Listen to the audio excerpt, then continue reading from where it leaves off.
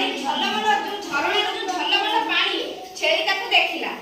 ଦେଖି କଣ କଲା ଜାଣିବା? ସେଠୁ ଛେଳି ଗାଧେଇବା ପାଇଁ ତାର ମନ ହେଲା। କାହାର ମନ ହେଲା?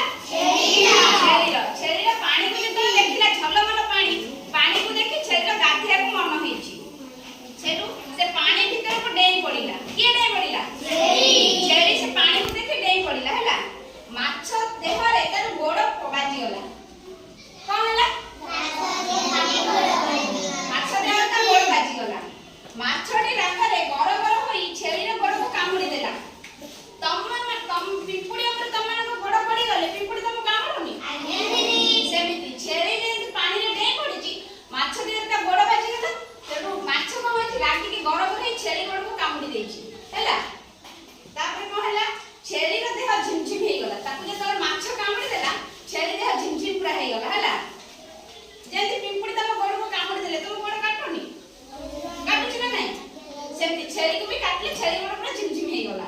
ସେ ଭୟରେ ପାଣିରୁ ବାହାରି ପଳେଇଗଲା। କିଏ ବାହାରିଗଲା?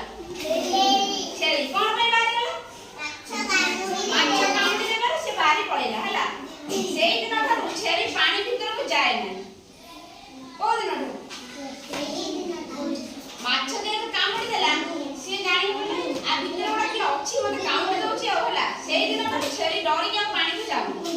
ସେଇଦିନ ଠାରୁ ଛେଳି କଣ ପାଣିକୁ ଡରେ ହେଲା। ମାଛ କାମୁଡ଼ି